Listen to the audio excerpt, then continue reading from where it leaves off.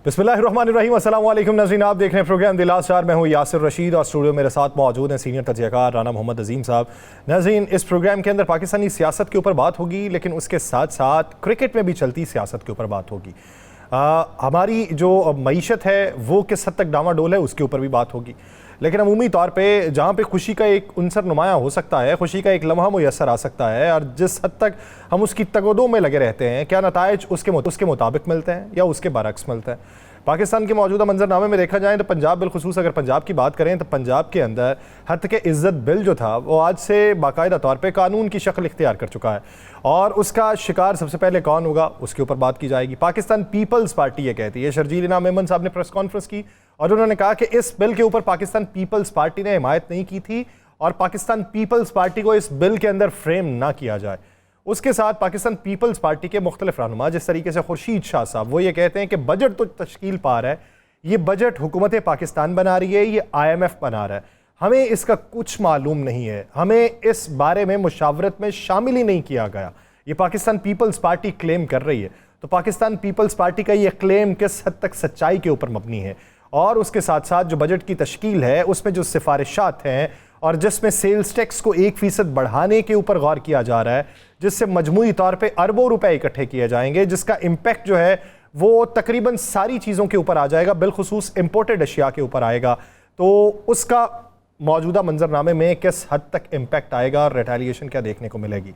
उसके साथ बिलखुसूस कल के मैच के ऊपर, कि जो मैच पाकिस्तान और भारत के माबैन था, और उस मैच में जहाँ पे ये खुशफहमी थी कि हम जीत जाएंगे, और जब 120 के ऊपर आप दुनिया की ताकतवर टीम को महदूद कर लेते हैं तो उसके बाद उम्मीदें बढ़नी शुरू हो जाती हैं।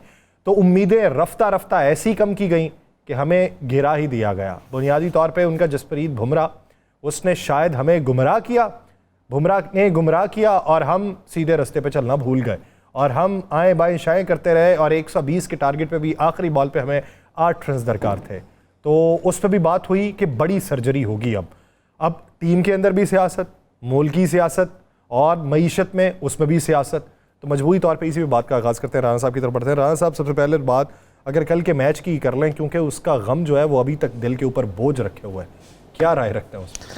बिस्मिल्लाहिर्रहमानिर्रहीम, अस्सलातु वस्सलामु अलैका या सय्यदी या रसूलल्लाह, अस्सलातु वस्सलामु अलैका या सय्यदी या हबीबल्लाह। देखिए यासर, कल पाकिस्तान हारा नहीं, सॉरी, कल भारत जीता नहीं, हमने जिताया है। कल पाकिस्तान की कारकर्दगी मुझे लाहौर के किसी आम से मोहल्ले के क्रिकेटरों से भी बुरी लगी है। मुझे एक बात बता दें, हम इतनी जल्दी में क्यों होते हैं मिठाई खाने से लेकर दीगर मामलात पे? पाकिस्तान की पहले इनिंग्स की बॉलिंग के फौरी बाद कई ट्वीट्स आए, सुनोगे आप? जी जी जी, बेहतरीन बॉलिंग करार दे दिया पाकिस्तान को और मुबारकबाद भी पेश कर दी। लेकिन हम क्यों भूल जाते हैं कि हम सियासत खेल रहे हैं? क्रिकेट के अंदर सियासत, पाकिस्तान के अंदर सियासत, मुआशरत के अंदर सियासत, पार्लियामेंट के अंदर सियासत, किसी भी चीज़ में चले जाए सियासत है। तो क्रिकेट के अंदर सियासत को तो तस्लीम कर लिया गया है, बाकायदा के अंदर क्या क्या हो रहा था ये का बात। पाकिस्तान टीम मैच जीत सकती थी, कोई मुश्किल मैच नहीं था, 1% मैच मुश्किल नहीं था। आप सिंगल्स कर लेते, आपको जहां मौका मिलता वहां चौका मार लेते, छक्का लगा लेते। मैंने आगे कहा था कि जिन लोगों का काम इस वक्त अल्लाह अल्लाह करना है, आपने उनको क्रिकेट में रखा हुआ है, जिनकी एज नहीं है अभी क्रिकेट, बल्कि एज। मुझे एक बात बता दें, आप इंडियन टीम देखिए, दुश्मन की टीम है हमारे, लेकिन उसके बावजूद हमें तारीफ करनी चाहिए। फिटनेस देखिए आपने उनकी जी। हमारे लोगों के मेरी तरह तो निकले हैं, ऐसे ऐसे बाबे बाबे आपने बीच में डाले हुए हैं। तो यार इन्हें भेजें, पाकिस्तान में बहुत टैलेंट है, इतना टैलेंट है जिसकी इंतहा कोई नहीं है। इन्हें घर भेजें, बिठाएं, इन्हें आराम करवाएं, इन्हें कहें भैया आप आराम करो, या इनको रख लेना जिस काम के लिए रखा हुआ है, वो है मॉडलिंग। मुख्तलिफ मशहूरियों में भेजें, पब्लिसिटी के लिए भेजें, वहां से भी पैसा कमाएं। पाकिस्तानी अवाम के जज्बात से ना खेलें। आप क्या समझते हैं कि इनको नहीं पता था विकेट मुश्किल है? सब कुछ पता था। इस विकेट पर आज तक 135 रन नहीं बन सके, आपको पता है ना? जी, लो स्कोरर पेश है क्योंकि ड्रॉप इन पेश है। तो जब इन्हें पता था बेसिकली ये ग्राउंड भी है जो है ये रग्बी का है, उन्होंने तैयार किया हुआ है क्रिकेट के लिए। जब ये सारा कुछ इन्हें पता था तो इन्हें नहीं पता था किस तरह खेल रहे हैं, इन्हें नहीं पता था। अगर आपने एक चौका एक छक्का लगा दिया है तो उसके बाद थोड़ा यार सब्र कर लो, क्या फ़र्क पड़ेगा आपको? कोई फ़र्क नहीं पड़ेगा सब्र करने से। 2 बॉलें सुकून से खेल लो, बॉलर को समझो तो सही। यही इंडिया की टीम थी, बल्कि इससे अच्छी टीम थी, और दुबई था, याद है ना आपको जी। तो एक ही फिक्रा चलता था कौन कौन आया सी, कितने लोग थे। तो अब क्या हुआ? अब ये हुआ कि वो जीते नहीं, हमने जिता दिया। सर वो सियासत देखें चल रही है, अमेरिका के मैच के बाद ड्रेसिंग रूम में एक दूसरे पे तानाजनी करते हो, एक दूसरे को बातें करते हो। अब जिस तरीके से शाहिद अफरीदी साहब कहते हैं मैं वर्ल्ड कप के बाद बताऊंगा कि हुआ क्या, बहुत सारे लोग कहते हैं हमें पता है क्या हुआ है। ये जो कह रहे हैं ना हमें पता है क्रिकेटर, पता है तो पाकिस्तान के लिए बोलते क्यों नहीं भाई? पता है तो क्यों नहीं बताते आप? इस मुल्क की इज्जत क्या आपके खामोश रहने से बचेगी, बोलने से बचेगी? बताओ कौन किस में मुलव्वस है, किसने क्या किया? क्या किसी ने पूछा कि आजम खान साहब की जो वीडियो थी जो टिकटॉक पे थी जिस पे डॉलर से सीना साफ कर रहे हैं, किसी ने पूछा कि ये क्रिकेट टीम गई है या क्या करने गए? किसी ने पूछा कि एक लॉन्च जो लॉन्च या रात का खाना अरेंज किया गया था वो किसने किसकी जा से किया गया था? क्या किसी ने पूछा कि कौन प्रैक्टिस सेक्शन में आता कि नहीं आता, सेक्शन में आता कि नहीं आता? क्या किसी ने पूछा कि जनाब ये अंदर कौन किसको? ये पाकिस्तान नहीं हारा, ये अंदर की सियासत जीती है। ये मैच क्रिकेट का मैच नहीं था, ये किसी को नीचे दिखाने के लिए था। पूरी कौम को नीचे दिखा दिया इन्होंने, एक दूसरे को नीचे दिखाते हुए। किस बंदे को रात को मैंने जज्बाती होते नहीं देखा? सर वो पिंडी स्टेडियम देखें, वो लोग टिकट्स लेके गए हुए स्टेडियम के अंदर। तो फिर मुझे बता देना यासर साहब, फिर ठीक है ना, मोहसिन नकवी साहब ने बड़ी सर्जरी चाहिए, करें सर्जरी जी, बड़ी इतनी बड़ी सर्जरी करें, पता चले कि कौन कौन इसमें मुलव्वस था। सर्जरी करें और सर्जरी में सब कुछ देखें, निकल आएगा सारा सामने। छोड़ दो यार, आप मैच डिस्कस ना ही करो तो बेहतर है। क्यों दिल जलाते हो? पूरी कौम का दिल जला दिया। लेकिन इमरान साहब अफसोस की बात यह है कि अब देखें ना कि अगर हम अगले मैचेस हार जाते हैं एक एजाज ले या कौन सा, हम सबसे आखिरी नंबर पे हैं, नीचे से पहले नंबर। ये आखिरी नंबर पता है हमें क्या करवाएगा जी? 2026 का जो वर्ल्ड कप है ना, उसके लिए हमें क्वालिफाइंग राउंड खेलना पड़ जाएगा। क्या फर्क पड़ेगा मुझे बताएं? 80 के लिए उत्थे जाके कोई पहले नंबर से आ गया ना यार। मुझे यासर साहब आपकी मुझे समझ नहीं आती यार, आप भी ना वही हो, छोड़ दो यार। क्या वही? आप मुस्लिम लीग काफ भी नहीं हो इस वक्त।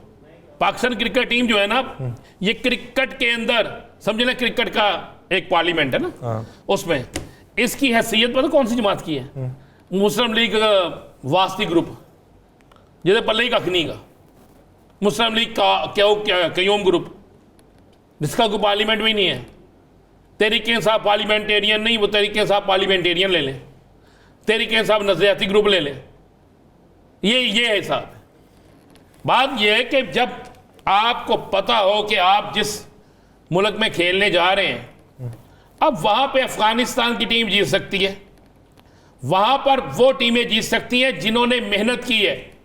आप अमेरिका से हार गए, चले पता है अमेरिका से कैसे हार ही जाना, वैसे उन पर सियासत में बाहर निकल जाएगी, मैं नहीं करना चाहता। तो आप इंडिया से भी हार गए यार, किसी एक से जीत लें। अब ये अगले एक दो मैच जीत जाएंगे, मैं आपको ये बता दूं, अगले एक दो मैच जीत जाएंगे, इसलिए कि वो बहुत कमज़ोर टीमें हैं।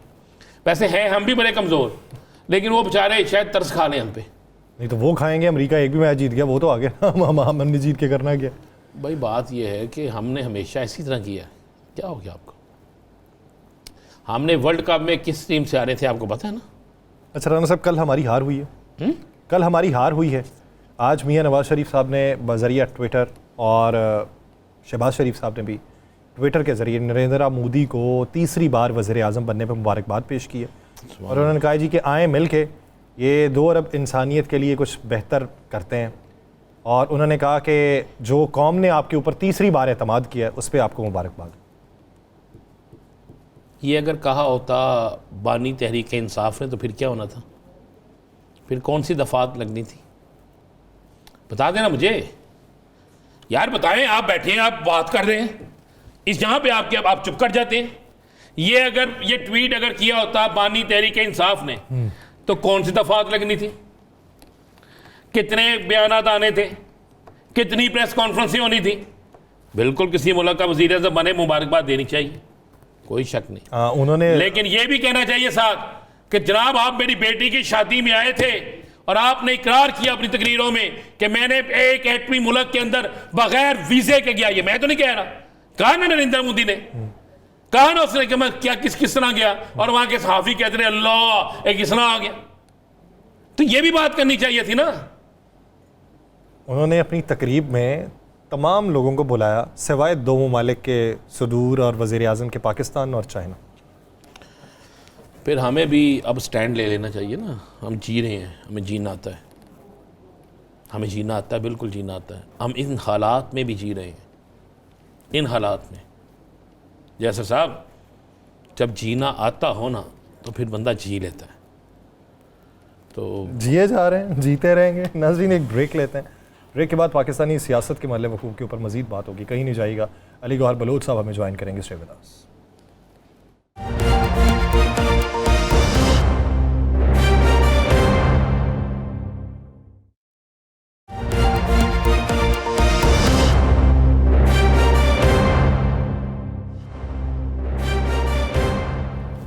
ब्रेक के बाद खुशामदीद नाज़रीन। मौजूदा सूरत हाल में पाकिस्तान पीपल्स पार्टी, पाकिस्तान मुस्लिम लीग नून की हाँ में हाँ मिलाने की बजाय मुखालिफ बयानात क्यों दे रही है, और ये पै दर पे बयानात आ रहे हैं, तो उसके बुनियादी हक़ाइक़ क्या हैं, और जो चीज़ें मंजर आम पे आ रही हैं उसको लेके अगर मुस्तक़बिल की हिकमत अमली को तरतीब देना हो तो पाकिस्तान मुस्लिम लीग नून को क्या मुश्किलात दरपेश आ सकती हैं।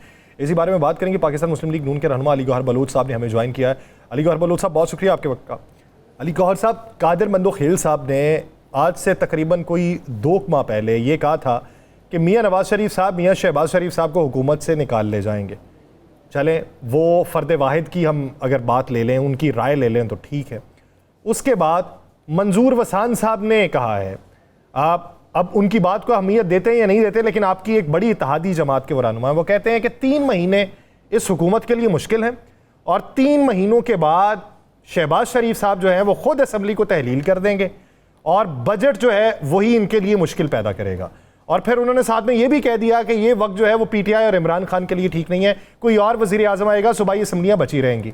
खुर्शीद शाह साहब ये कहते हैं बजट जो बन रहा है हमें मुशावरत में शामिल नहीं किया गया।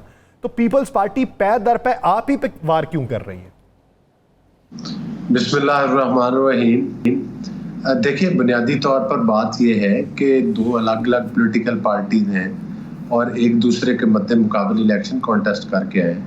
इख्तिलाफ राय जो है वो तो यकीनी तौर पर चाहे आप इत्तेहादी भी हो, लेकिन बाज़ चीज़ों के ऊपर इख्तिलाफ राय होता है, पर इत्तेहादियों को साथ लेके चलना होता है। जाहिर है कि जो उनके तहफ़्फ़ुज़ात हैं, पीपल्स पार्टी के जायज़ तहफ़्फ़ुज़ात हैं, वो दूर होने भी चाहिए और ज़ाहिर लीडरशिप करेगी भी, और दोनों पार्टीज़ की लीडरशिप बैठकर अगर कुछ चीज़ों पर इख्तिलाफ राय है तो उन चीज़ों को दूर किया जाएगा और यकीनी तौर पर बजट के मामलात पर भी उनको एतमाद में लिया जाएगा। जहाँ तक आप वसान साहब की बात कर रहे हैं, तो वसान साहब तो पहले भी प्रेडिक्शंस बड़ी करते रहते हैं, लिहाजा उनकी प्रेडिक्शन को इस तरह तो बहुत सारे लोग प्रेडिक्शन करते हैं। कुछ लोग तो कहते हैं कि ये असम्बली 1 महीना नहीं चलेगी, कुछ लोग कहते थे ये 15 दिन नहीं चलेगी। तो ये हर असम्बली के बारे में बातें होती रहती हैं। मेरा नहीं ख्याल कि वसान साहब की बात में कुछ संजीदगी है। अगर कोई संजीदा किसी हवाले से बात करें तो उस बात का तो जवाब दिया जा सकता है, लेकिन मैं अभी देख रहा था कि उनके इस बयान पर अभी शायद आपके चैनल का एक प्रोग्राम था, उस पर कायरा साहब बैठे हुए थे, वो भी यही कह रहे थे कि मैं वसान साहब की बातों को संजीदगी से नहीं लेता। तो फिर दायरे मुझसे तो फिर आपका ये सवाल, इसका यही जवाब है जो मैंने आपको दिया है कि उनकी प्रेडिक्शन के बारे में तो मैं कोई तबसरा नहीं कर सकता। चले अली गौहर बलोच साहब, मान लिया आज मुर्तज़ा साहब, हसन मुर्तज़ा ने लाहौर में प्रेस कॉन्फ्रेंस की और उन्होंने मरियम साहिबा पर निश्तर के तीर बरसाए। वो आपने सुनी होगी सारी प्रेस कॉन्फ्रेंस। और उन्होंने कहा जी हमें पंजाब में भी इतबार में नहीं लिया जा रहा, पंजाब में भी जो हमें उम्मीदें थी वो बिल्कुल नहीं है, हत्ता के इज़्ज़त बिल से लेकर दीगर मामला, बजट, सब कुछ उन्होंने खुलकर इजहार किया। फिर उन्होंने कहा कि हमारी सबसे ज़्यादा किरदार कशी जिस दौर की उन्होंने बात की वो दौर भी आपका था, आपका दौर हुकूमत था। तो ये पीपल्स पार्टी जिस तरह यासर ने कहा कि चले मान ले एक तो तरफ हो गया कि उनका ख्वाब झूठा हो सकता है, खुर्शीद शाह साहब का कहना अब तो बजट तैयार हो गया है, हमें नहीं एतमाद में लिया गया और आज पंजाब से ये वाज़ेह आना शुरू हो गई, तो क्या पीपल्स पार्टी आगे आपके साथ चलेगी? देखिए, मैं नहीं समझता एक सियासी कारकुन के पीपल्स पार्टी या PMLN या इस इत्तेहाद की रास्ते जो हैं वो अलग होंगे।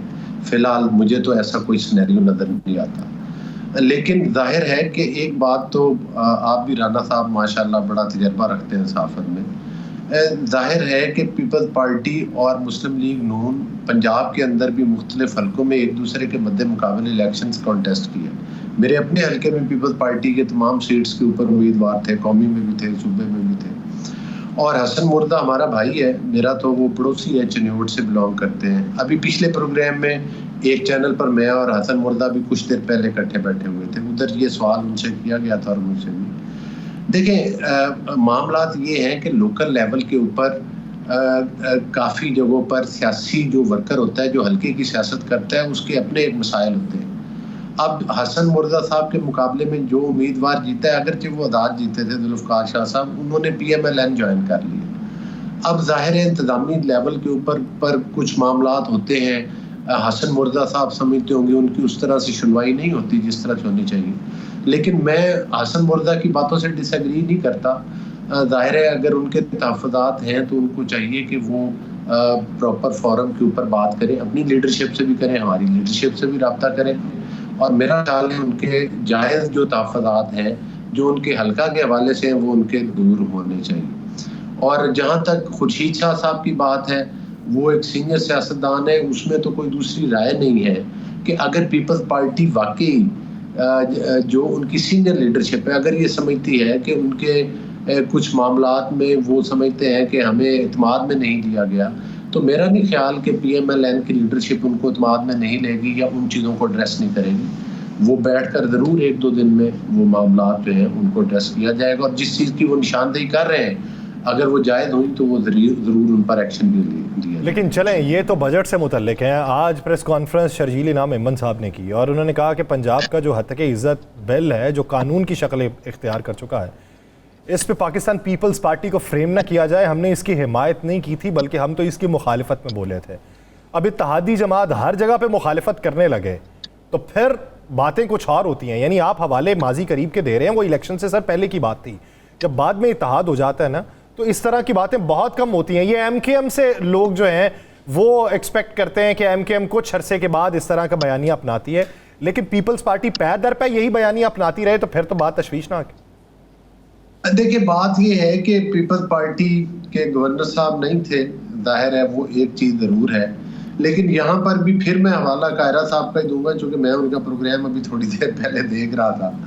तो कायरा साहब ने तो यही कहा है कि ये बात नहीं है कि चले अगर ये बिल पास हुआ है और उसमें कुछ चीज़ें ऐसी हैं कि जिन पर हमारे सहाफ़ी दोस्त ये समझते हैं कि उनके ऊपर नज़रसानी करनी चाहिए, तो उन चीज़ों पर नज़रसानी हो सकती है और उन चीज़ों की गुंजाइश बाकी है। इस में जाना मुनासिब नहीं कि ये किस तरह से पहले मीटिंग्स हुई, किस तरह से कुछ साफियों ने उसका बाइकआउट भी किया, बाइकआउट तो नहीं किया लेकिन उस मीटिंग से उठ के चले गए। उस पर कमेटी भी बनी, 2-3 अमेंडमेंट्स भी हुई और वो यकीनी तौर पर कुछ साफी दोस्तों की निशानदेही के ऊपर ही वो अमेंडमेंट्स हुई थी। तो ये कहना कि देख लेंगे ये बिल सारा का सारा ही जो है वो गलत है, इसको पास नहीं होना चाहिए, तो मेरा ख्याल ऐसा नहीं है। हर चीज़ में बेहतरी की गुंजाइश रहती है, कोई भी इस तरह तो फिर यकसानियत का शिकार हो जाती हैं चीज़ें। तो जाहिर है बिल आया है, लेकिन हम कोशिश करेंगे कि दोबारा भी इस पर नज़रसानी की जाए और इस पर कोई मीटिंग्स वगैरह की जाए, और जो इस चीज़ में खामियां हैं तो उनको मज़ीद बेहतर किया जाए, उनको दूर किया जाए। हर चीज़ में गुंजाइश तो होती है, बाकी उसको बेहतरी लाने की मैं ये नहीं कह सकता। अली गौर बलोच साहब, आप तीसरे मुस्लिम लीग नून के शख्स हैं जो कह रहे हैं कि सहाफ़ियों में से कुछ लोगों ने इस पर एग्री भी किया और कुछ अमेंडमेंट जो हैं वो सहाफ़ियों के कहने पे हुई। क्योंकि मैं भी स्पीकर साहब से मिला था पहली मीटिंग में, मुझे खुद स्पीकर साहब ने बुलाया था और हमसे कुछ वादे भी फरमाए थे, तो मुझे हमें उनके नाम तो बता दें कि कौन सी अमेंडमेंट जो है वो कौन से सहाफ़ी के कहने पे हुई, ताकि आप पर जो इल्ज़ाम लग रहा है वो तो ना लगे ना। नहीं, वो बात आपकी बिल्कुल बजा है। जाहिर है कि ये पंजाब में बिल पास हुआ और पंजाब में ही कमेटी थी और मैं तो उस मीटिंग में नहीं था, आप बेहतर समझते हैं, आप उस मीटिंग में थे। ये बात पंजाब के उज़्मा बुखारी साहिबा ने उन चीज़ों की निशानदेही की थी, तो यकीनी तौर पर मैं आपको आपके अगले प्रोग्राम की में आपको ज़रूर वजाहत कर सकूँगा कि किन किन चीज़ों पर मैंने उसका प्रॉपर मतलब है कि वो नहीं पूछा कि वो कौन सी शिकें थी, क्योंकि मैं अंदाजे से बात करूँ तो मुनासिब नहीं है एक टीवी चैनल पर। अच्छा, अली गौहर बलोच साहब, एक वीडियो मंजर-ए-आम पे आई है कैप्टन रिटायर्ड सफदर साहब की, जिस पे उन्होंने ये कहा कि 1947 से लेकर अब तक जितने भी इलेक्शन हुए, मुतनाज़े हुए, इलेक्शन कमीशन कामयाब नहीं है। इलेक्शन कमीशन में अहल लोग नहीं बैठे हुए और उन्होंने इलेक्शन कमीशन के लिए जो अलकाबात नवाजे हैं वो मैं बयान नहीं कर सकता उस वीडियो में। और फिर उन्होंने 71 का हवाला भी दे दिया। अब आप लोग किसी पे केस बना रहे हैं कि वो 71 का हवाला इस मौजू वक्त पे नहीं है, तो वो फिर वही बात कर रहे हैं जो वही जिसका माखज़ वही बनता है। अब क्या उनके ऊपर भी कोई केस किया जाएगा? देखिए, 71 पे बात करने तो बात तो सारी सियासी पार्टीज करती हैं, लेकिन 71 का को बहाना बनाकर और फिर ट्विटर के ऊपर कंपैरिजन लगा देना और मतलब है कि ये जो पाकिस्तान की मैं तो समझता हूँ कि दुश्मनी की हद तक और मुखालफत की हद तक ट्वीट्स करना, ये कतई तौर पर गैर मुनासिब है और इस चीज़ का कोई जवाब नहीं। बाकी कैप्टन साहब ने जो बात की है, जाहिर है उनका अपना एक्सपीरियंस है। उन्होंने वो वहाँ पर कैंपेन कर रहे थे जहाँ से नवाज शरीफ साहब इलेक्शन कॉन्टेस्ट कर रहे थे और वो बड़े अरसा दराज से उनके शदीद तहफ़्फ़ुज़ात हैं। तहफ़्फ़ुज़ात हमारे भी हैं। मैं खुद इलेक्शन पिटीशन में गया और खुद मतलब है कि मैंने वो पिटीशन दायर की हुई है, तो मैं तो ये नहीं कह सकता कि इलेक्शन कमीशन पर या उस इलेक्शन के निज़ाम पर किसी पार्टी के या हमारे बाकी लोग अगर इतराज़ात कर रहे हैं तो कोई हमारे तहफ़्फ़ुज़ात नहीं, हमारे भी हैं। लेकिन अगर आप कहें कि कोई मुनज़्ज़म तरीके के साथ इलेक्शन रिग्ड हुए, इलेक्शन कमीशन इन्वॉल्व है, तो ये बात तो सही नहीं है। बाकी उनके हल्के के हवाला से कैप्टन साहब के शदीद तहफ़्फ़ुज़ात हैं। उन्होंने वो निशानदेही की कि किस तरह से वो ECP में गए, किस तरह से उनकी बात की सुनवाई नहीं हुई और वो उनका कानूनी राइट था। उस वजह से जाहिर है कि उनके अंदर एक वो गुस्सा और वो एक तशवीश उनके अंदर पाई जाती है, तो उस हवाले से उन्होंने यकीन बात की होगी। लेकिन जाहिर है कि वो मतलब है कि उनकी एक राय है और उस पर तो हम कोई दूसरी राय नहीं, उनको जो अपने हल्के का एक्सपीरियंस हुआ है उस हवाले से उन्होंने जरूर बात की होगी। वो मैं तो अली गौहर बलोच साहब, जहाँ तक मैं जब से सहाफ़त कर रहा हूँ, मुझे इल्म नहीं, आप अगर शायद आपके इल्म में हो, आपकी सियासत हमारी सहाफ़त से बहुत आगे है। आप बड़े पुराने सियासी वर्कर भी हैं, कारकुन भी हैं, लीडर भी हैं, सारा कुछ। कभी ऐसा नहीं हुआ था कि इलेक्शन ट्रिब्यूनल के फैसले को या उन पर इतराज़ हो और इतनी जल्दी फैसला सादर भी फरमा दिया जाए। तो अब भी मुस्लिम लीग नून के 3 हलके हैं इस्लामाबाद से, मांगा तो फार्म 45, 46, 47 गया था और इस पर इतराज़ और फौरी फैसला हो जाना, इससे ज़्यादा इलेक्शन कमीशन और क्या सहूलत दे सकता है? क्या इससे पहले भी कोई मिसाल ऐसी है कि 3 हलकों का इतराज़ आया हो और एक हाई कोर्ट के जज पे आया हो और इलेक्शन कमीशन ने फौरी कर दिया हो? कोई एक मिसाल हो तो मैं कहा हमें भी, ताकि इल्म हो सके। देखिए अजीम भाई, बात ये है कि किसी भी उम्मीदवार को जो कि जाहिर है किसी भी अदालत में हो, वो अदम तहफ़्फ़ुज़, अदम एतमाद कर सकता है उसके ऊपर। और हमारी जितनी भी अपोनेंट पार्टीज़ हैं, इनके लोगों ने बेशुमार अपने जाती केसेस में भी, सियासी केसेस में भी काफ़ी अदालतों के ऊपर जो है वो इतराज़ात किए हैं, लंबी लंबी तारीखें ली हैं। जिन अदालतों में केसेस थे उनके बारे में बड़ी सख्त ज़ुबान भी इस्तेमाल की, आप भी करते हैं। तो ये तो मतलब है कि कोई ऐसी बात नहीं है। इलेक्शन कमीशन भी एक फोरम है, जाहिर है जिसके हक में फैसला होता है वो कहता है मुझे इंसाफ मिल गया, जिसके दूसरी तरफ होता है वो कहता है कि मुझे इंसाफ नहीं मिला। अब मेरी हाई कोर्ट में एक पिटीशन थी, उन्होंने मेरे खिलाफ कर दिया, लेकिन मैं तो कोई सीखपा नहीं हुआ कि मैं अदालत को गालियां देना शुरू कर दूं। तो ये अब जाहिर है कि मैं नेक्स्ट फोरम पर चला गया हूँ, जो कि मेरा कानूनी और आईनी हक है। तो मैं समझता हूँ कि ये एक लीगल प्रोसेस है। जाहिर है कि इलेक्शन कमीशन ने जो फैसला दिए, अगर वो चैलेंज कर सकते हैं तो उसको कर दें। आजकल तो वैसे ही कहते हैं कि अदालतें हमारे हक में बड़े अच्छे फैसले दे रही हैं और वो वहाँ से इंसाफ मिल रहा है, तो अदालतों को फौरन खुला है। ये सब के लिए, हमारी पार्टी के लिए भी, उनके लिए भी, जो भी कानून इजाजत देता है, कोई लीगल फोरम है उस पर जाएं, अपनी कंप्लेंट करें। अगर वो इलेक्शन कमीशन के फैसले से मुत्तफिक नहीं है तो वो जा सकते हैं, इसमें कोई दूसरी राय नहीं। मैं इसी अली भाई इसी में एक इजाफा कर ले, फिर आप पूरी तक पूरा जवाब दे दीजिएगा। इजाफा कर ले अगर आप इजाजत दे दो। अभी आपने कहा कि अदालतों पे एतबार है, तो आज तो पंजाब असम्बली में एक बिल पेश हो गया अदालतों के हवाले से। किसको अदालतों पे एतमाद है और किस तरह होगा, ये भी पहली दफा हिस्ट्री में हुआ है। ये भी जरा मिक्स देखिए बात ये है कि जो पार्लिमान है उसका काम कानून साजी करना और बिल देना है। यहाँ पर तो आपको याद है कि जब प्रैक्टिस एंड प्रोसीजर बिल था उसके ऊपर भी स्टे ऑर्डर दे दिया गया था।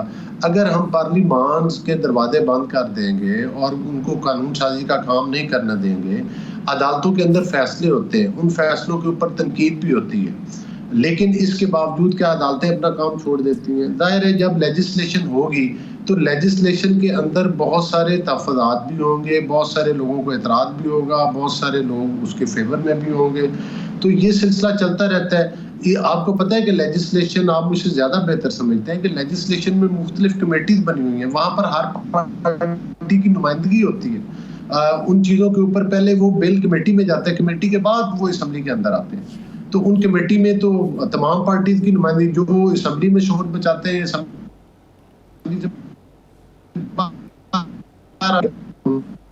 कभी आपने कभी सुनी कि उन्होंने या किसी ने आकर मीडिया टॉक की हो कि मैंने कमेटी में ये इतराज उठाया, ये इतराज उठाया। हालात ये होते हैं कि उधर मैं आपको बेशुमार मतलब है पार्टीज हैं जिनके लोग प्रॉपर तैयारी नहीं करें, उनको ये पता नहीं होता कि बिल, और वो उस कमेटी के मेंबर होते हैं। आप किसी दिन कंसर्न कमेटी के बंदे बुला के उनसे बात कर लीजिएगा। तो बाहर बात करना, जब मीडिया पे बात आ जाती है उस पर तनकीद करना आसान है, लेकिन मेरा गुजारिश करने का मकसद है कि अगर पार्लियामान के अंदर तो पार्लियामान के अंदर जो बात हो वो पार्लियामान के अंदर ही रहे। बवांगे दोहल बाहर आके अगर उसकी रुनमाई आप करते रहेंगे और उसके ऊपर दुहाइयां देते रहेंगे तो फिर वो पार्लियामान की सियासत से बाहर की सियासत है। तो बाहर की सियासत मुख्तलिफ है और पार्लियामान की मुख्तलिफ है, उसके अखलाकी ज़ाब्ता जो है वो मुख्तलिफ है और बाहर का कुछ और है। बहुत शुक्रिया अली गौहर बलोच साहब इस हवाले से अपना वक्त देने के लिए। नाज़रीन से बात करेंगे एक शॉर्ट ब्रेक के बाद, कहीं नहीं जाएगा। Stay with us.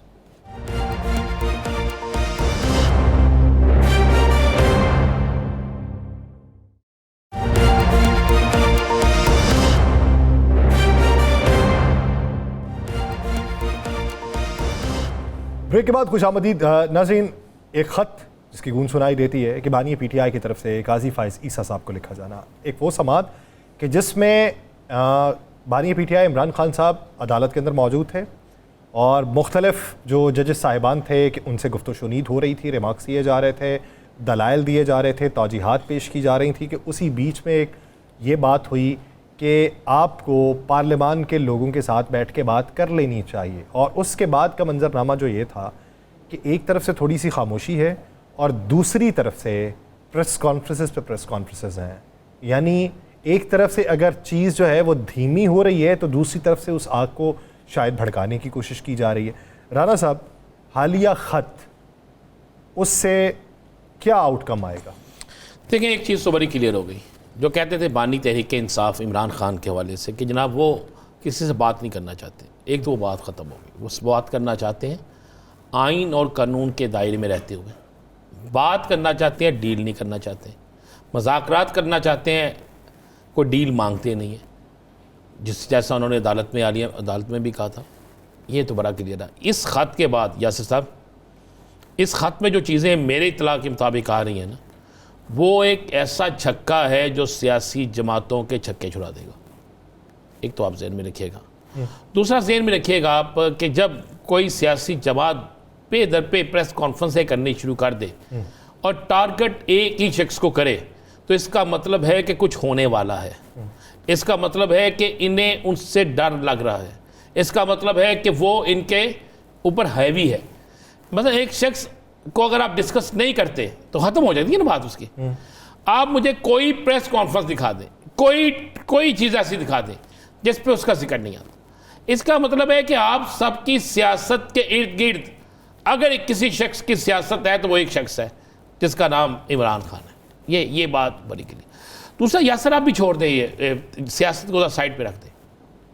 ये क्या होना शुरू हो गया है? मैंने पाकिस्तान की सियासी तारीख में आज तक नहीं देखा, क्या आज से पहले ऐसा हुआ था कि असम्बलियों के अंदर, पार्लियामेंट के अंदर अदलिया के खिलाफ करारदादें मंजूर हो?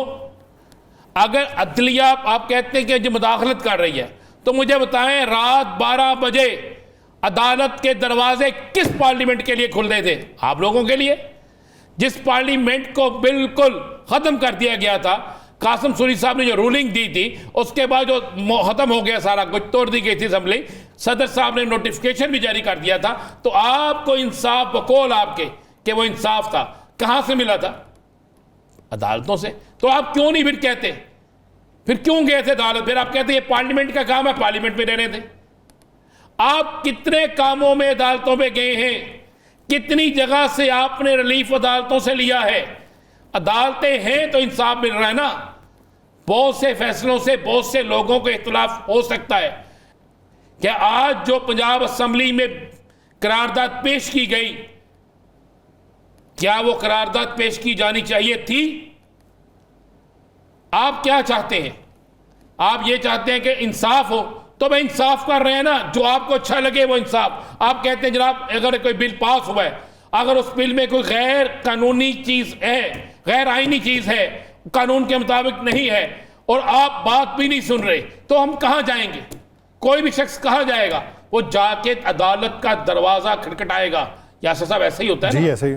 तो आप कहते हैं वो भी ना करें, तो फिर यार क्या करें? आप ही उसका हल बता देना, आप ही उसका को हल निकाल दें, आप ही को ऐसा सिस्टम कर दें, ये पार्लियामेंट ऐसा सिस्टम बना दें कि अवाम को अदालत में इस पार्लियामेंट के फैसलों के खिलाफ ना जाना पड़े। अब एक पार्लियामेंट के अंदर एक फैसला ही ऐसा कर दे जिस पर आपके सारे साथी मुतफिक हो। मतलब एक आपने हद तक इज्जत का बिल पास कर लिया, गजट नोटिफिकेशन भी हो गया, ठीक है जी। आपके लोग कहते हैं जनाब कि हमने ये मुतफिका तौर पे है, पीपल्स पार्टी इस पे आपकी मुखालिफ जा रही है, एमपीएम इस पे हामी नहीं बढ़ रही, तहरीक इंसाफ आपकी मुखालिफ है, सुन्नी इत्तेहाद कौंसिल आपकी मुखालिफ है, आवाम तमाम मीडिया के लोग जो हैं वो इसको ऑन नहीं करते, कहते हैं नहीं जी गलत है। तो फिर इंसाफ के लिए किधर जाएं? इंसाफ के दो रास्ते हैं। या तो फिर सड़कों पे आ जाओ, आएंगे तो आप कहेंगे जनाब ये तो कानून शिकनी है, जनाब ये जमहूरियत के अंदर आप ये क्या कर रहे हैं? हालांकि जमहूरियत में तो एहतजाज आपका हक बनता है। फिर आप दूसरा हिस्सा आपके पास है, क्या आप अदालत में चले जाए, अदालत के आगे जाके अपना सारा मसला रखे, अदालत उसको देखे, अदालत देखे क्या ये काम आईनी है, क्या इसमें कोई गैर आईनी चीज है, अदालत उसकी आपसे मुझसे बेहतर तशरीह कर सकती है, फिर कर। आप क्या चाहते हैं कि ये जो नोटिफिकेशन जारी हो गया, एक शख्स कहता है जी मैं जीत गया हूं और वो पार्लियामेंट में आके बैठ गया है, आप चाहते हैं कि दूसरा शख्स जो वाकई जीता हुआ है वो अपनी पिटीशन लेके इलेक्शन कमीशन, फिर इलेक्शन कमीशन का रूल है कि वो कहता है एक ट्रिब्यूनल बनते हैं, इलेक्शन ट्रिब्यूनल बनते हैं, उसमें वो जाते हैं। वो याद है वो ट्रिब्यूनल वो तब्दील हो गया इस्लामाबाद के तीनों, वही इलेक्शन कमीशन ने आज मंजूरी दे दी उसकी। जी जी जनाब, देनी थी, मुस्लिम लीग नून के थे भाईजान, बड़ी जल्दी की और होनी चाहिए। ठीक चलें, आप किसी और जज साहब के पास चले जाते हैं, मंजूरी के साथ ये भी लिख देते ना एक लफ्ज़ कि आप इसका 1 महीने में फैसला कर दें, चाहे उनके हक में कर दें, जिसके मर्जी है, जो मेरिट पे उसके हक में कर देना चाहिए था ना। अच्छा हाँ, वैसे बाय लॉ तो 180 दिन बनते हैं, तो जितने दिन यार कौन सा बाई लॉ मुंह उठा गया हमेशा, ये मुझे समझ नहीं आती। मैं नहीं यार, आप क्या समझते हैं राणा साहब, क्या समझते हैं? कौन सा बाई लॉ? मुझे एक लॉ की बात, किस लॉ की बात कर रहे हैं? उस लॉ की बात कर रहे हैं जिसमें जजिस को जा रही है, उस लॉ की बात कर रहे हैं जिसमें जजिस के खिलाफ कॉलम लिखे जा रहे हैं, जजिस के खिलाफ अदलिया के खिलाफ जो है असेंबलियों में करारदादें पेश की जा रही है। तो आप क्या समझते हैं? मैं भी उसी तकलीद पे करता हुआ, उसी चलन पे चलता हुआ ये कहता रहूं कि नहीं आप गैर कानूनी करते रहें, तो क्या करें? चलिए मुझे बता दें। मैं तर्जुमानी करते हुए तो ये बात करूंगा ना कि बाय लॉ जो होना चाहिए वो होना चाहिए। कौन लॉ को मान रहे हैं मुझे ये तो बता दें। उसी अदालत में जितनी समातें हुई हैं उस पर तो किसी ने इतराज नहीं किया। इसी तरह है ना, जब आपसे मांगा गया क्या फॉर्म 45, 46, 47 लेकर आए, यही कहा गया ना। ऐसा ही इलेक्शन कमीशन से भी मांगा गया ना, इलेक्शन कमीशन का वहां पे लेकर आया जो मुतलका आदमी था, ना ये लेकर आए। तो जब आपसे एक चीज़ मांग, मैं आपसे कहता हूँ यासिर साहब, यार आप प्रोग्राम कर रहे हैं, आपने कोई चीज़ लिखी हुई है, कागज़ कोई स्टोरीज हैं आपके पास, तो आप मुझे कहते हुए तो मैंने पूछ लेता है जनाब मेरा को एंकर चेंज करो जनाब, मैंने फलां चेंज करो जनाब, मेरे साथियों चेंज करो। ये नहीं होती चीज़। पहले दिन इतराज़ कर देते, दूसरे दिन कर देते, तीसरे दिन कर देते, चौथे दिन कर देते, पाँचवें दिन कर देते। जब समात इख्तिताम की तरफ जाने लगी तो आपने इतराज़ कर दिया। क्या वो मोअज़्ज़ज़ जज साहब जो हाई कोर्ट के जज हैं, मैं तो सिविल कोर्ट के जज की भी कहता हूं कि उससे लेकर ऊपर सारे मोअज़्ज़ज़ हैं, क्या आपने उनके बाद इसके बाद जितने मुकदमा जाएंगे अब सब पे ये करेंगे? फैसला तो इतनी जल्दी कर दिया है। तहरीक इंसाफ ने भी तो कोई 50 दफ़ा कहा था ना कि जज पे यकीन नहीं है जी, ये जज साहब ना करें। हुआ था तब्दील। यहाँ पर तो मनिका साहब अदालत नहीं आते, कोई पूछने वाला नहीं है। वो आके कहते हैं ना मुझे इस जज साहब पे यकीन नहीं है, फौरी तौर पर नया जज लग जाता है। उसके बाद तारीख पढ़ते हैं, तारीख पे आए हैं वो। आप भाई लॉ बात करते हैं, कानून की बात करते हैं, और कानून फिर सब पे लागू होता है। कानून ये भी लागू होता है जनाब, एक इंसान जो है, एक आपका जो शहरी है जिसने आपको वोट दिया है, जिसको आपने झूठे सच्चे लारे लगाए थे, जिसको आपने कहा था मैं महंगाई खत्म करूंगा, मैं सस्ती बिजली करूंगा, मैं रोटी आपको दूंगा, उसको कुछ नहीं मिल रहा, तो उसका बच्चा मरेगा तो जुम्मेदार कौन होगा? इस्लाम की रूह से कौन जुम्मेदार है? हुक्मरान। तो दे ना फिर। तो वो कह रहे हैं हम आसाइशें दे रहे हैं, हम बेहतरी। क्या साइशे दे रहे हैं? 100 दिन की कारकर्दगी आपने खुद उस दिन बयान की है। मैंने वो बाहर एक और चीज़ पढ़ी, क्या? उन्होंने लिखा था स्पीड, मैंने अगला लफ्ज़ नहीं कहता। बड़ी अच्छी कारकर्दगी, मैं कब कहता हूँ नहीं अच्छी कारकर्दगी? बहुत अच्छी कारकर्दगी है, इतनी अच्छी कारकर्दगी है जिसकी इंतहाई कोई नहीं। अब मैं इस पर बात करूँगा तो हद तक इज़्ज़त आ जाएगा, तो मैं तो कल सारी चीज़ें सामने रख के बात करेंगे, सफ़ात भी सामने रखेंगे। नहीं, आप बात करने से पहले कहा करें, जान की अमान पाऊँ तो एक नहीं, मैं क्यों करूँ? पूछे जाके हसन मुर्तज़ा से पूछें, उन्होंने 100 दिन की कारकर्दगी का पोस्टमार्टम नहीं कर दिया। आज अली हैदर गिलानी से पूछे, उन्होंने पोस्टमार्टम नहीं कर दिया। बताया ना, नहीं किया। कितने दिन आप छुपेंगे उस अली चीज हैदर के? गिलानी तो जब वो गंदम वाला चल रहा था तब जाके मुलाकात करना चाहते थे, तो मुलाकात बड़ी मुश्किल हुई थी। बस आप देखते जाएं आगे आगे होता क्या, लेकिन आप भाई कानून के मुताबिक चलें, कानून के मुताबिक चलें। और कल जाके ना आप हाँ, बिल्कुल अदालत के पास जाएं और जाके आप पटिशन एक दायर करें कि कानून के मुताबिक बताया जाए कि ये जो फैसला हुआ इससे पहले कितने फैसले हुए। मैंने गौहर बलोच साहब से ये पूछा था ना कि कितने फैसले पहले हुए हैं, तो मेरी बात पे वो पर्दा डाल के, और आपने भी कहा कि जल्दी से ख़त्म कर दी, या ना किसी और बुला ली। यार यासर साहब, मुझे तो 3 चीज़ें समझा दें मुझे, क्योंकि मैं नासमझ आदमी हूँ। आप इस दौर में वैसे आप जैसा नासमझ ही ज़्यादा चल रहा है। चले मान लेते, आप अखबारात में इश्तिहार दे देते हैं वज़ीर आज़म का, कितनी देर रोना है उसको? चले चले, किस चीज़ का रोना रोए? अच्छा जी, मैंने शहबाज शरीफ साहब की कारकर्दगी पे नहीं जी, बहुत अच्छी है। मैं अभी बाहर गया, तो आज मैं बाहर फिर रहा था, तो मैंने देखा लोगों के हाथों में ना गुलदस्ते थे, नहीं डॉलर थे। मैं कहा ये किधर से आ गए? मैं कहा लो खुशहाली है, डॉलर आ रहे हैं। अब तो हम पाकिस्तानी रुपया रखते हैं नहीं, डॉलर रखते हैं। मैं कहा कमाल है। मैं इधर मंडी गया हूँ, मंडी मवेशी, मैं कहा बकरा सारे बकरे बिक गए हुए थे। मैंने पूछा क्या हुआ है? उन्होंने कहा जनाब पैसे भरे आ गए ना, लोग ही आए ना, सारे बकरे लेके चले गए। मैं वापडा के दफ्तर गया हूँ तो पता चला कि वापडा वालों ने कहा जनाब इस दफ़ा तो हमने इतने मेरिट पे बिल भेजे हैं कि एक भी शिकायत नहीं आई। मैं कहा थाने चेक करें जाके, थानों में क्या होता है? 5, 6, 10, 20 थाने चेक किए हैं। उन्होंने कहा जनाब क्राइम ही कोई नहीं हुआ। ये फिर आंख कितने बजे खुली है आपकी? हाँ? आंख कितने बजे? आंख तो आज तक बंद है। आंख बंद करने के लिए तो आप बिल लेके आए, जबान बंद करने के लिए तो आप बिल लेके आए, हाथ बांधने के लिए तो आप बिल लेके आए। सर वो बिल नहीं, अब कानून है। वो कानून है यार। मैं किसी के खिलाफ बात मैं तो तारीफ कर रहा हूँ, तारीफ भी ना करूँ? नहीं करे, मैं कौन सा? मैं क्या करूँ, मैं तारीफ भी ना करूँ यार? मैंने बात माल्टे देखा है खरबूजे वाला, उसके पास भी डॉलर है। खुशहाली हो गई है ना। मैं अगर इतनी खुशहाली हो गई आप सोच नहीं सकते। मैं सुबह घर से बाहर निकला हूँ, 3 डॉक्टर खड़े थे, जनाब हमने आपको सेहत आपके घर के दरवाजे पे पहुँचानी है। अच्छा, सोप सफात में था ना वो भी। मैंने उससे कहा अच्छा मेहरबानी। उन्होंने कहा जनाब बताएं कौन कौन सी मेडिसिन चाहिए आपको? मैंने कहा ठीक है। मैंने कहा जी कमाल हो गया। मैं ज़रा सा आगे गया हूँ तो जनाब वहाँ पे बस खड़ी थी, मैं कहा ये गुजर के कहाँ पे आ गई, मेरी तो सोसाइटी में जाती ही नहीं। मैं कहा नहीं, सबको सहूलत देने के लिए आई हुई है। यार मौजां लगी हैं, आप कह रहे कुछ नहीं है। 800 वाला सूट मिल गया? 800 वाला 300 में ओए। यार 800 यार डॉलर्स की बात करो, क्या कर रहे हो? $300? तीन नहीं, अब मैं हमारी कौन कौन डॉलर्स हैं अब यार, क्या कर रहे हैं आप? खुशहाली आ गई है, इतनी खुशहाली हो गई है कि लोग पागल हो गए हैं। सर वो दवाई कौन सी दे गए आपको? तो मैं कह रहा हूँ खुशहाली ऐसी हो गई आप सोच नहीं सकते। आप क्यों ना ऐसा ना करें, इतनी खुशहाली है। मैं अगर बाहर जाके देखें तो सही, मंडियों में बकरे खत्म हो गए हैं, हर चीज खत्म हो गई है, इंसानियत भी काफी हद तक। रोटी का रेट क्या चल रहा है? रोटी। मुफ्त अच्छा जी। पैसों की रोटी, डॉलर है ना हमारे पास, रुपये में बात नहीं करते हम। ये घी शी इसकी कीमतें मुफ्त हो गया यार, उन्होंने ये कहा भी जहाँ मुफ्त से हो दो गया? दिन चाय लेते जाए, खुशहाली है भाई।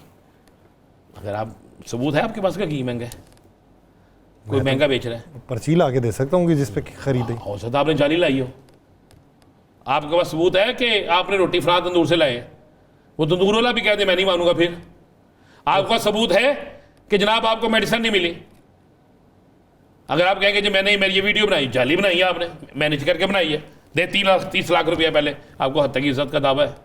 आपके पास सबूत है कि बकरा मंडी में बकरा महंगा है जनाब, वहां पे टैक्स लिया जा रहा है, पता है आपको? बकरा लेके निकले बाहर निकलने का टैक्स, सरकारी पर्ची।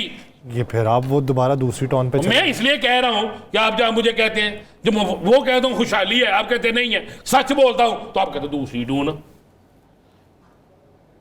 अगर तो आप चाहते हैं कि हद तक के इज्जत बिल के मुताबिक बात करो तो फिर तो लहरा बहरा ने, और अगर आप चाहते हैं कि ज़मीर के मुताबिक बात करो तो फिर यह है कि खुदा की कसम बिजली के बिलों ने ज़िबा कर दिया,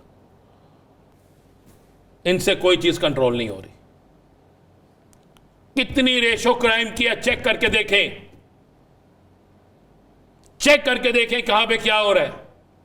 आइए चलें लेके किसी मजीद मौसूफ को उन बाजारों में, चौकों में, चौराहों में, आइए खड़े होकर देखें क्या पाकिस्तान, क्या इस लाहौर शहर के अंदर चौकों चौराहों में खड़े होकर मांगने वालों की तादाद में इजाफा हुआ या कमी हुई? चलिए बता दें। लेकिन उसमें तो बहुत से पेशावर भिखारी भी होते। तो जो नहीं थे पेशावर, सियासतदान भी तो पेशावर होते हैं ना, सियासत करते हैं, भिखारी भी पेशावर होते हैं, भिखारी होते हैं। तो जब पूरी आपने ये सोच ही लिया हो कि जो बेचारा चले भिखारी थे पहले पेशेवर 20, अब 150 की रातों रात उन्होंने कोई बारों बुला देने, बताए ना मुझे। नहीं, यहाँ से बाहर जाने वाला ट्रेंड तो देखा था, बाहर से यहाँ आने वाला ट्रेंड नहीं देखा। आप बात करें जे ते करानी जे गल, मैं पंजाबी तुहानूं एक सीधी गल दसां यासर साहब, गौरमेंट की तारीफ करानी तो बल्ले बल्ले, मैं कहना कमाल हो गया। ये पानी तो नहीं है, ये कमाल, ये ऐसा पानी है आबे हयात है, आबे हयात से भी आगे कोई नाम रख दें, ठीक है। ज़रा जाके देखें भगतपुरा, भगवानपुरा, लखोडेर, कराची का मसाफात के इलाके, KPK के मसाफात के इलाके, बलोचिस्तान के इलाके, देखें तो सही जाके वहाँ पे पानी कौन सा मिल रहा है, देखें तो सही जाके। सर वहाँ के जाके थे, मैं जिस जगह रिहाई पजीर, हमारे 16 घंटे पानी नहीं आता। नहीं, आपको नलका खोलना नहीं आता, ऐसा ना करें। अच्छा आदमी आप ऐसा करें, नलका खोल नहीं आता। मेरी गवर्नमेंट तो पैसे पानी इस तरह बहा रही है, इस तरह पानी दे रही है कि डूब मरो पानी च। इतना पानी है कि वो कहती है वहां डूब मरे। यासर साहब तुसी फैसला कर लेता, नोटिस पहला वो नहीं दवाना, कर लेता फैसला तो कोई गल नहीं, ठीक है। मुझे एक बात तो बता दें, जो कह दिया 30 लाख का नोटिस घर जाने का, तो जिसके पास नहीं है, गिरफ्तारी नहीं दसी उन्होंने, चलो कोई बात नहीं, जिसके पास नहीं है किस तरह कर लेंगे, जिसके पास किस्त भी नहीं है, जिसके पास किस्त भी नहीं है, घर दा समान है सर, घर दा समान है, वो अगे बेच देता बिलान से। पीपल्स पार्टी को क्या हो रहा है PMLN के साथ, गेम अगली सेट कर रही है। देखें आपने जाना है अवाम में, जब अवाम आपसे सवाल पूछती है जनाब ये चीज़ महंगी है, ये चीज़ महंगी है, किसान पूछता है मेरी गंदम तो नहीं बिकी, और आपका फलां हुकूमती ज़िम्मेदार कहता है मैंने किसान से गंदम इसलिए नहीं खरीदी इतने दी। वो गंदम से याद है काकड़ साहब कहते जी हमने तो 2.5 दिन की गंदम मंगाई, इतना शोर पड़ गया, ये इस हुकूमत ने इतनी मंगवाई, उस पर पूछने वाला कोई नहीं। फिर कहते हैं इनसे पूछने वाला कोई नहीं जिन्होंने IPPs लगाए हुए हैं, यानी वो भी मौजूदा हुकूमत के खिलाफ बोल रहे हैं। कहते हैं इन्होंने पूछो सानू की पूछते पे। वैसे पूछने ठीक कहते हैं, सबसे पूछना चाहिए, लेकिन कौन पूछेगा। पीपल्स पार्टी भी अब अपनी सियासी गेम बना रही है। बात यह है कि पीपल्स पार्टी ने अवाम में जाना है ना, तो जो अपोजिशन में रह के अवाम में जाएगा वही वोट लेगा। मैं आपको ये खबर दे दूं, जल्द किसी और का बयान भी तब्दील होने वाला है। जल्द हुकूमत के अंदर भी एक बयानिया तब्दील होने वाला है। थोड़ी देर इंतजार करें, ज़्यादा लंबा नहीं है ये, ज़्यादा लंबा नहीं है, बहुत जल्द बने बयानिया तब्दील। आप समझते हैं कि चारों सूबाई असम्बलीज़ की बहाली के बावजूद भी कौमी असम्बली में तब्दीली हो सकती है? मैंने कभी ऐसा नहीं देखा कि इंजन, गाड़ी का इंजन जो होता है ना, वो पटरी से नीचे उतर जाए और गाड़ी फिर पटरी पे चलती रहे, ऐसा नहीं होता। ऐसा मुमकिन नहीं है ना। आपने मिसालें कायम की हैं, आपने खुद मिसाल कायम की है, 2 असम्बलियाँ डिज़ॉल्व हुई हैं। आपने कहा इलेक्शन होगा तो चारों का होगा, 2 का हो नहीं सकता। जो मिसाल आपने कायम किया, आप किस तरह उस मिसाल को तोड़ने देंगे? अगर तो आप आइन और कानून की बात करते हैं तो आपने आइन और कानून पर तो उस वक्त अमल नहीं किया, सुप्रीम कोर्ट के हुक्म पे अमल नहीं किया, हाई कोर्ट के हुक्म पे अमल नहीं किया, तो किस तरह आप कहते हैं कि आगे भी अमल कर लेंगे? मुझे बता देना ज़रा। ये ऐसा नहीं होता यासर साहब, करना पड़ता है। ये जिन लोगों का ख्याल है ना कि हम बच जाएंगे, एक्सीडेंट होगा तो सारे जितनी सवारियां हैं ना, जख्मी तो सारी होंगी ना। चोट थोड़ी लगे या बहुत लगे, कम लगे या ज़्यादा लगे, जख्मी तो होना है। ये आप छोड़ दें। आप जो आजकल बड़ा गुनगुनाते रहते हैं ना, आप खुशहाल आदमी है ना। हाँ, मेरे तो बहुत रेल पे। हाँ, मैं सुबह से देख रहा हूँ आप शादियाँ मंजूर के गाने गुनगुनाते हैं, तो चले। जहाँ पे कहीं ना कोई उनसर पैदा होता है तो क्या उस पर क्या कबाहत है? अगर बंदा अपने मिजाज में अगर खुश रह लेता है इतनी सफोकेशन के अंदर भी। नहीं, आपको तो खुश रहना चाहिए, आप ही को तो हक है। देखिए खुशहाली का दौर है, बेहतरीन दौर है। इससे अच्छा दौर ना आया था, ना आया है, ना आएगा। देख लीजिएगा। अब ये कहें कि मुझे लिख के रख लो, ये कागज लिख के रख लो। हाँ, ऐसा दौर कभी नहीं आएगा। यार जुमला पूरा करे ना यार, क्या आगे क्या? नहीं, जुमला पूरा, ये जुमला पूरा नहीं है। यानी हर प्रोग्राम में अब बहुत सारे लोग वो मुझसे पूछते हैं कि वो दीवान कहाँ पे है जो राना साहब ने लिखवाया हुआ। ये बात मुकम्मल जुमले के साथ कहे मुझे कि ये लिख के रख लो कि ये हुकूमत से अच्छी कोई हुकूमत आपको लिख के रख के कही, तो उसमें से 80% जो है ना, वो तो हो चुकी हैं। ये लिखवाएं, ये मैं वो जली कलम वाले हरूफ में लिखना था। क्या ऐसी हुकूमत ना आई थी ना आएगी? नहीं, ऐसी अच्छी। यार मैं अच्छी, तुम उनको जबरदस्ती खिलाना है। आपने पहले बिल तू ले आंदा है। पहले आपने कहा। पहले तो मैंने कहा कि मुझसे आपने 2 तरीकों से प्रोग्राम करवाना है। अगर तो हम तक के इज्जत बिल करवाना है, हम रोज़ाना की बुनियाद पे जो प्रोग्राम करेंगे उसका 45% हिस्सा जो होगा वो हद के इज़्ज़त कानून के मुताबिक होगा, 25% हिस्सा जो है वो आपके ज़मीर के मुताबिक होगा, अगले जो बाकिया रह जाएंगे वो दोनों को बराबर करने के मुताबिक होगा। आप फिर अकेले प्रोग्राम कर लें, 100% ही करेंगे हम प्रोग्राम कानून और आइन के दायरे में रहते हुए, जैसे रोज़ाना करते। तो हद तक की इज्जत ना हमने किसी की है, ना अपनी होने देंगे। बड़ी क्लियर सी बात है। जहां पे गलत है सबूत के साथ बात करेंगे, प्रूफ के साथ बात करेंगे और सब कुछ करेंगे। इसी उम्मीद के साथ कि ये ज़बानें यूं ही हक का अलम लेके, हक की आवाज़ लेके बुलंद होती रहेंगी और हलकूम से सच्चे अल्फाज निकलते रहेंगे। मुझे और राना साहब को दीजिए इजाज़त। अपना बहुत सा ख्याल रखिएगा। मुलाकात होगी कल अल्लाह के बाद।